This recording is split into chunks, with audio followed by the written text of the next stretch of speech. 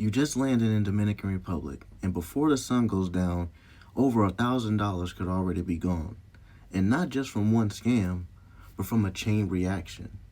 Starts the second you walk out of the airport. One tiny decision most first-time visitors make without even thinking about it. That single mistake triggers a domino effect. You got taxi scams, tourist pricing, fake help, even the people you think are being friendly.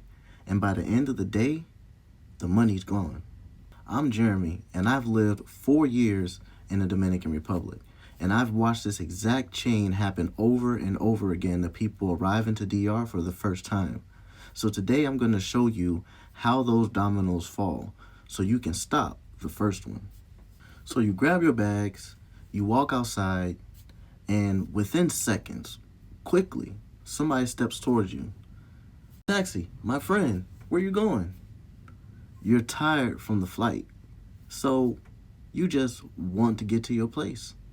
So you tell him the address. He smiles. Okay, I'll take you. You get in the car, and that's the domino number one. Because the most important thing you were supposed to do never even happened. So you arrive. The driver turns around. That'll be $80. Here's the part nobody explains to the first-time visitor to DR. In the Dominican Republic, they don't even use dollars. Everything in DR is in pesos. That same ride that you paid $80 for, that can go for $30 to $40 max. But you're tired, you just want the day to start.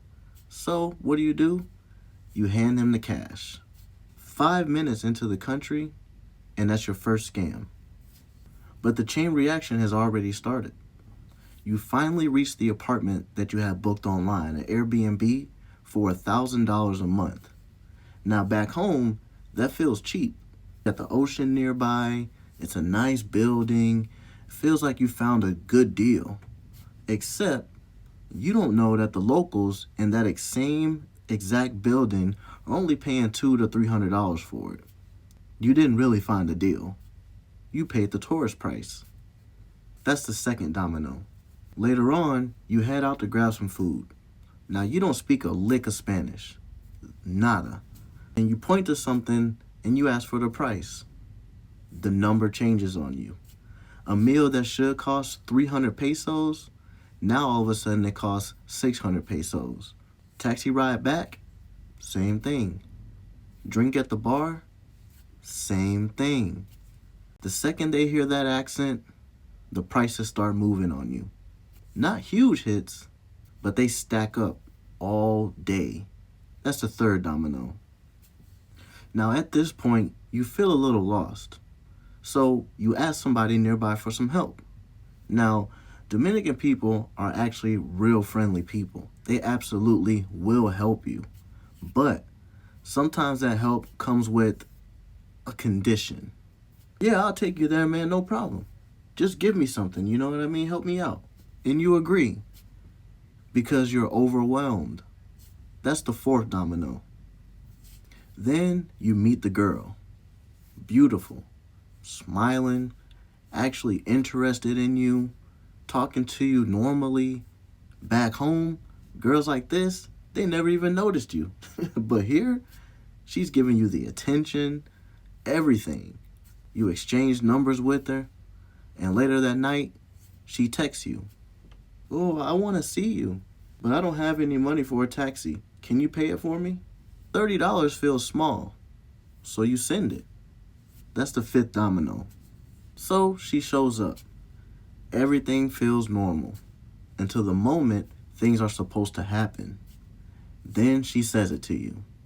If you want anything tonight, it's $200. Now, the situation feels awkward. Don't want drama, so you just pay and you move on. When she leaves, you check your wallet. And guess what you find? Another $100 is missing. That's the sixth and the seventh domino. So now you're frustrated. So you go online looking for answers. You find an influencer that's offering consultations, things to help you while you're in the DR. Move to DR advice, $500. So you pay it. thinking this guy knows everything. But it turns out he barely even speaks Spanish. He spends most of his time around tourists, and the advice that he gives you, stuff you could have found with 5 minutes of real research. That's the 8th domino. Now eventually it's time to leave, so you grab a taxi back to the airport. The driver, he quotes you a price that's double, more than what you paid the first time you got off the plane. But this time, you push back. And he responds to you like this: "Hey man, if you don't pay, I call the police." At this point, you're just exhausted. You just want to get on the plane. So what do? You pay the man his money. That's the last domino. And just like that, your first experience in the Dominican Republic becomes nothing but scams. Taxi scams, tourist scams, fake help, girl sets you up, influencer advice. But here's the part most people misunderstand. The country isn't the problem. The real problem is arriving somewhere without understanding how the place actually works.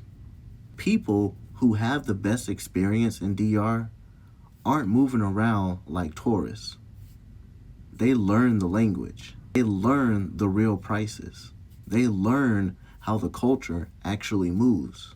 And once you understand that, the dominoes stop falling.